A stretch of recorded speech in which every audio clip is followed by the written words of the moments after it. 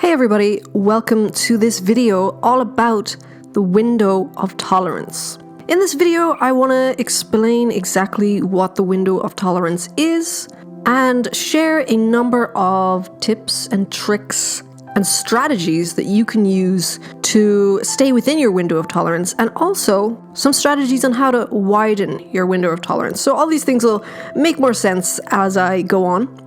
And I really want to attempt to make this video as practical as possible. So I'm going to be using experiences from my own life, examples from my own life, and hopefully that will get your brain ticking and give you ideas how you can apply these to your own life and your own unique situation. So let's start with, what is the window of tolerance? The window of tolerance is a concept created by Dr. Dan Siegel, who is a clinical psychiatrist and also a professor and author. So he created this concept to describe the optimal arousal zone of human beings. So in simpler terms, the window of tolerance is your capacity to manage your emotions even when under stress. So when you're inside your window of tolerance, you can respond effectively to the demands of everyday life. You can process and integrate information. You can think and respond to stimuli rationally. That's not to say that, your window of tolerance is this magical golden place where everything is roses and butterflies all the time. You might be pushed to the edge of your window of tolerance when you experience, anxiety or anger or something that irritates you. It might even be an argument with your spouse or your partner, or you're stuck in traffic. But you can confidently rely on a range of inner resources and strategies to keep you within the window so you don't completely get overwhelmed or fall into a depressed state. You see, our body is always releasing hormones to try to keep us level as possible, in homeostasis. And when our hormones are more level within our window of tolerance, we feel more able to handle situations appropriately. And within this window, we are adaptable, able to emotionally self-regulate and deal with triggers more harmonious. However, when we move outside of our window of tolerance, we get hijacked by these super intense responses of our limbic system, and we enter into survival mode pretty much, and we experience periods of either hyper or hypo arousal, and our prefrontal cortex shuts down. So it's a very real thing that happens. So hyper arousal, you might know it as the fight or flight response, is often characterized by hypervigilance, feelings of anxiety and panic, and racing, intrusive thoughts, whereas hypoarousal is more of a freeze response, and this can cause feelings of emotional numbness, emptiness, depression. It's important to point out that everyone has their own window of tolerance, and it differs in size. A narrow window of tolerance may cause people to perceive danger more readily and react to real and imagined threats with either a flight-fight response or a freeze response. And people who frequently operate outside of their window of tolerance may experience mental health issues such as depression and anxiety. A narrow window of tolerance can be and is often a result of trauma, especially complex trauma, so CPTSD. I think anyone who suffers from any mental illness has experienced periods in their life where their window of tolerance is very, very narrow and fragile. And that's an extremely difficult, almost unbearable place to be. But I think just knowing about this concept is helpful in and of itself. I know there's been times where, I feel so bad about myself for struggling so much with emotions or for having panic attacks in seemingly innocuous situations. It makes me feel like I'm crazy, like I'm beyond hope. But when actually what's happening is I'm being pushed outside of my window of tolerance, either by internal or external triggers, well, then you can start to see yourself in a more compassionate, realistic, reasonable manner. And you can also have a clear objective and a starting point. Like, okay, I need to widen my window of tolerance. And then when you do, you can go from just surviving to thriving, which I think is what we all want.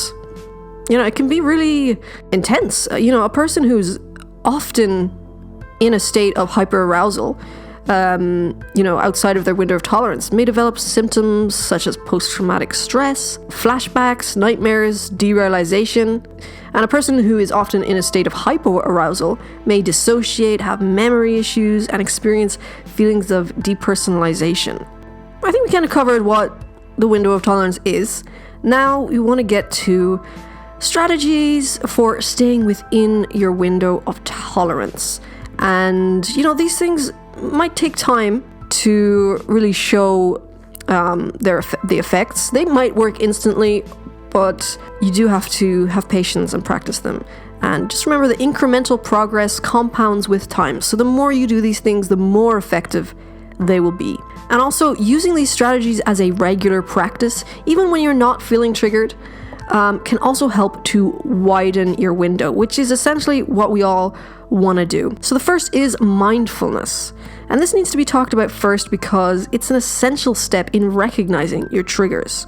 So try your very best to stay in the here and now and notice how you're feeling in response to certain situations and people, certain stimuli. What's stressing you out most days? What memories are popping up? Instead of just burying your head in your phone and social media and binging Netflix or, even turning to alcohol or something like that, tune into yourself with curiosity rather than criticism. Doing this can gradually help you become more aware of your triggers, and knowing your triggers is the first step to managing them rather than just acting from them. And then you can be more aware going into situations. And you can know, okay, this situation or being with this person, it's a trigger for me. So I'm going to put some things in place to help me cope and stay inside my window of tolerance. So that leads us on to the next steps. Soothe your senses. So think about all the senses. Think about things to look at, touch, smell, hear, and taste. And this is obviously going to be unique to each individual. However, some examples to try. Some people like the sound of the sea, a stream, a crackling fire, birds, classical music. You could light a scented candle, light some incense. Smell is a very big one for me when it comes to calming my anxiety. I used to carry around a little bottle of lavender essential oil.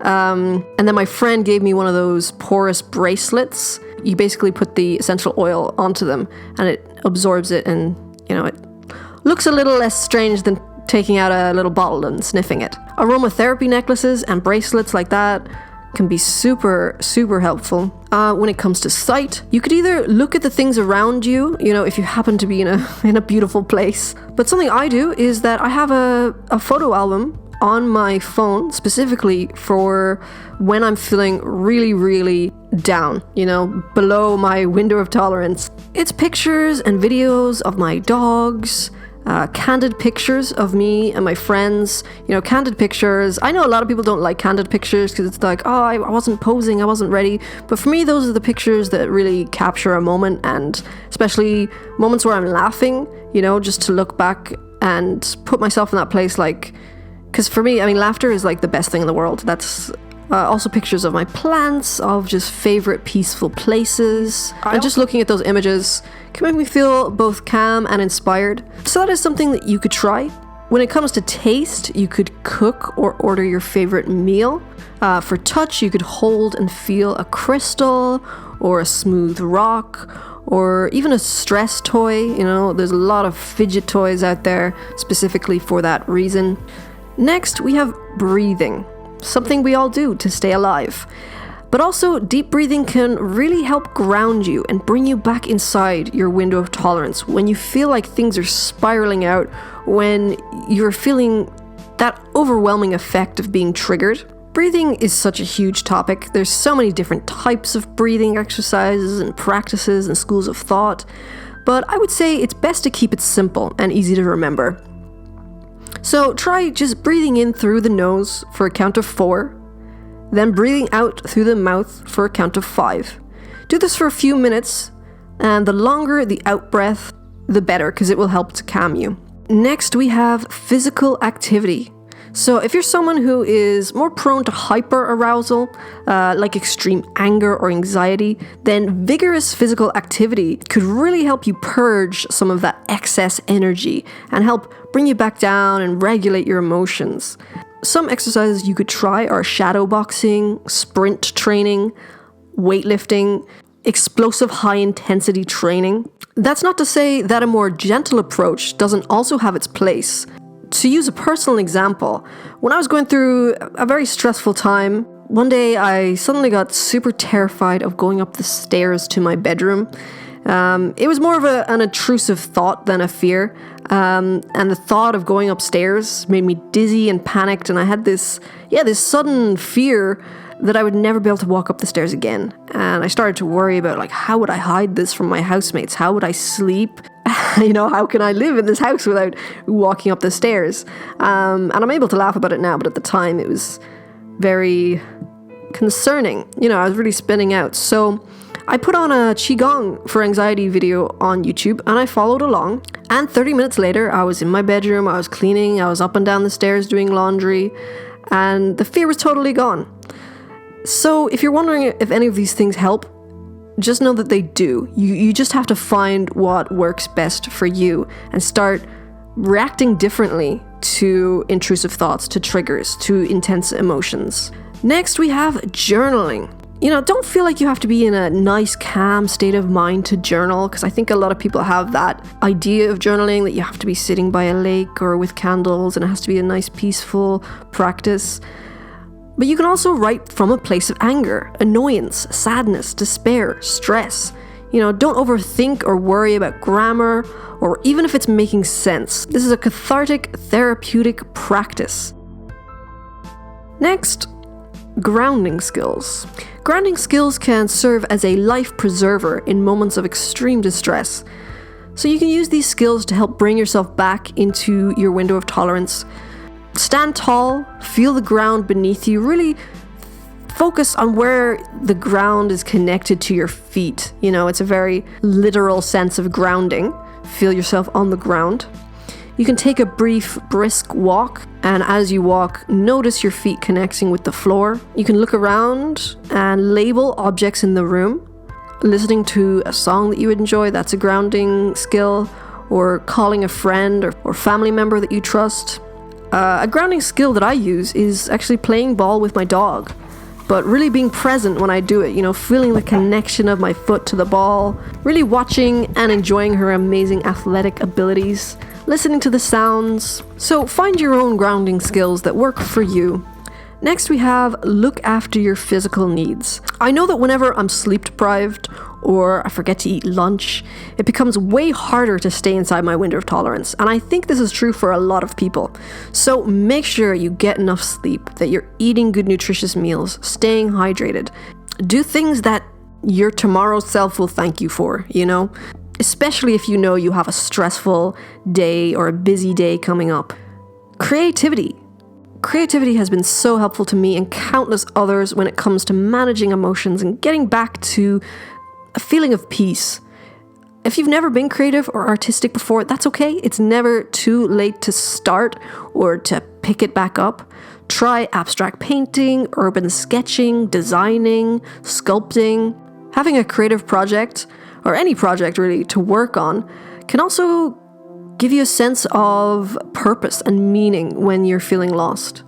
Okay, so now we're going to talk about some ways that you can widen your window of tolerance. On top of practicing the above skills, there's some additional things you can do to widen your window of tolerance. You can do these things when you are feeling relatively stable and good. Build your tolerance for discomfort. Yeah, I know, none of us like discomfort. So instead of turning away from discomfort or brushing it under the carpet, turn towards it. This could be getting up 15 minutes or half an hour earlier in the morning, having cold showers, working out regularly, or even if you have an itch, hold off itching it for as long as you can. Just lean into discomfort more and you're building your tolerance. Obviously, don't harm yourself. Only do this in a healthy way. Engage in therapy. to process your painful emotions and memories so that you can increase your emotional regulation capability. And there's so many different types of therapies. It's not just talk therapy. I'm going to do a whole video on all the different types of therapies. If you have any other suggestions or strategies for widening your window of tolerance, please do leave them down in the comments below. Let's all help each other. And thank you so much for listening today.